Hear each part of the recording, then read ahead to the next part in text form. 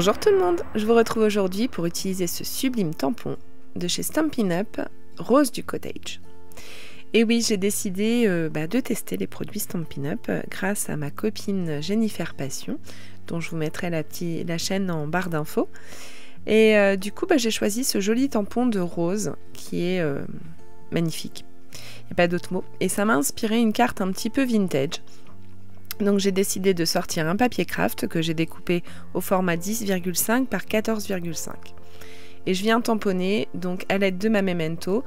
Bien sûr, à plusieurs reprises, mais ma Memento est assez vieille. Ça fait bien longtemps que je l'ai et elle est un peu en bout de course. Bon, elle peut encore servir, c'est pour ça que je me mets dans ma presse de précision quand je l'utilise.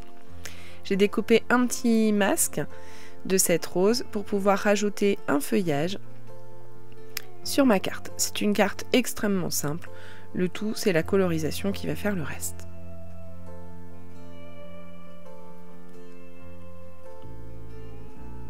Comme je vous le disais, je vais mettre en couleur avec les luminances de chez Caran d'Ache. Là, j'avais commencé à crayonner un petit peu et puis je voyais que les dégradés se faisaient pas très bien. C'est normal, il me manquait un petit peu d'épaisseur sous mon papier craft. Je poursuis comme ça la colorisation et puis comme d'habitude, je vous laisse avec la musique.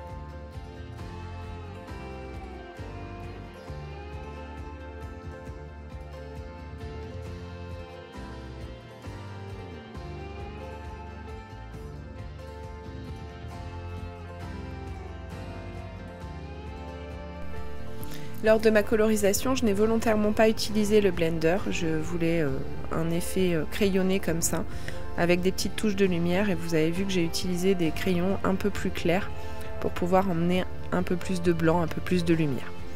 J'ai sorti un pochoir effet brique. Celui-ci, il me semble que je l'avais depuis longtemps. Et ça doit être un pochoir de chez La Fée du Scrap. J'ai pris mes Distress Ink, la couleur Vintage Photo, puisque sur du craft, j'avais plus envie d'un rendu quand même un peu plus vintage. J'ai utilisé aussi le tampon manuscrit de chez Tout en Colle, que vous me voyez très régulièrement utiliser, et j'ai repris un petit peu de Distress Ink Vintage Photo que j'ai mélangé avec un peu d'eau pour faire des gouttelettes. Je sèche le tout avec le heat gun et je viens utiliser le petit distresseur pour faire des bords abîmés sur toute ma carte. Une carte sans sentiment, c'est pas une carte, donc je rajoute le petit sentiment qui dit ami pour la vie. Je le tamponne une première fois le mot ami, et puis là en fait j'ai oublié de décaler mon tampon et je m'en rends compte heureusement avant de tamponner. Je voulais que pour la vie soit en dessous. Je le tamponne à l'aide d'une Versafine claire, c'est la couleur gland, un joli marron. Et puis comme je vous le disais, j'ai réalisé des petits achats sur Stampin' Up à l'aide de Jennifer Passion. Et j'ai rajouté des petits strass qui viennent là encore de chez Stampin' Up. Je trouve que ça rajoute un petit peu de brillance, j'aime bien. J'hésitais entre ces deux papiers couleur marron, un plus clair, un plus foncé. J'ai opté pour le plus foncé et je viens coller le tout à l'aide de ma colle à pointe fine. Et je viens marquer le pli de cette carte.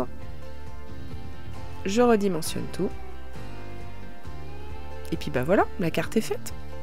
Je vous laisse comme d'habitude avec les photos de fin. J'espère que cette petite réalisation vous aura plu. En tout cas, moi, je me suis bien amusée. Je vous retrouve dès dimanche prochain. Pas dès dimanche prochain, dès samedi prochain. Ça va finir par rentrer. pour une nouvelle vidéo. Passez une bonne semaine!